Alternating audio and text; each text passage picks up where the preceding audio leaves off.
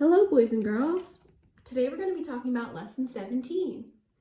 Before we do, though, I have a surprise. Did you know that I'm actually a twin? That's right, there's two of me. So I'm Professor Slice, as you know.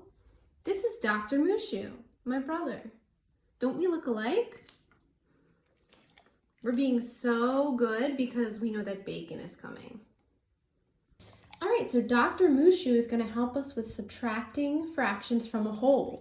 He's really, really good at that, especially good. So we're going to be looking at lesson 17. We take one whole and then we take a part away from it. So let's take a look at the problems on page 123. So letter A is already done for us.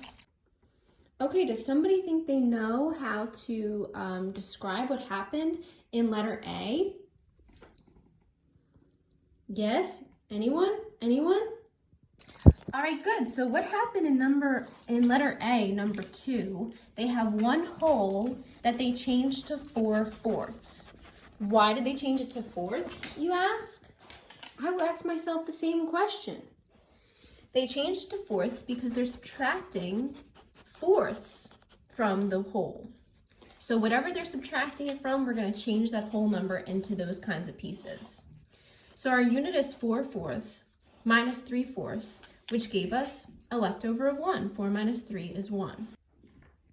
All right, so let's take a look at page 123, and we're going to take one whole and subtract 5/8 from it. What are we going to change one whole to? What kind of unit? Yes, we're going to change one whole to 8/8 because 8/8 is equal to one whole. We're not being the best behaved teachers that we can be, but we're going to try to stay as focused as possible. Okay, so we have 8/8 now minus 5/8. 8 minus 5 will give us 3. Can we divide 3 and 8 by anything that's the same? No, so 3/8 is going to be our simplified answer. So 1 minus 5/8 will give us 3/8. All right, so what do we do if the number is not just one whole? Now we have 1 and 2/10. What are we going to change 1 and 2/10 to? How many tenths will be equal to one whole? That's right, 10/10 are equal to one whole, but we still have 2/10 left over. So we're going to have to add 10/10 plus 2/10. What's 10/10 plus 2/10? Mushu, can you help us out? That's correct, it's 12/10. Good job. We're very smart teachers. Can we subtract 12/10 minus 7/10?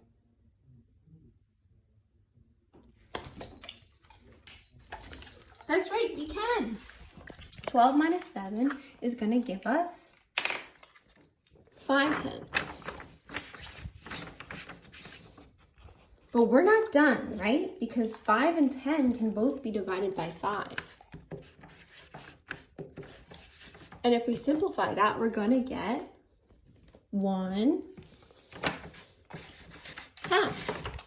So letter E, the answer simplified is 1/2. 124, and we're going to try 2 of those problems and then we'll be finished. So we have 1 and 1/10. How can we change that to an improper fraction?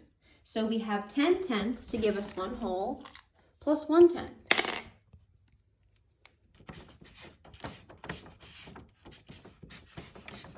Ten plus 1 will give us 11/10.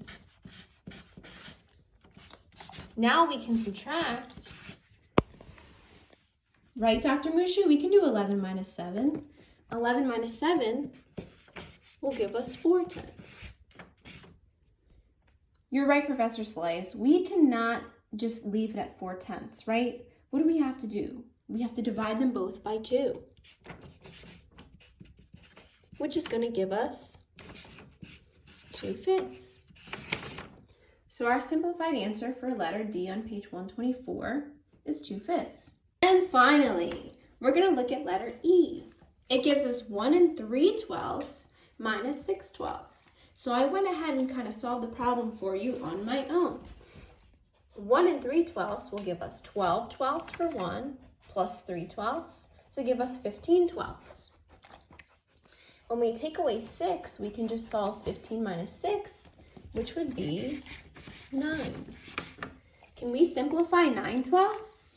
Yes, we can divide 9 and 12 both by 3, which means our answer is going to become 3/4.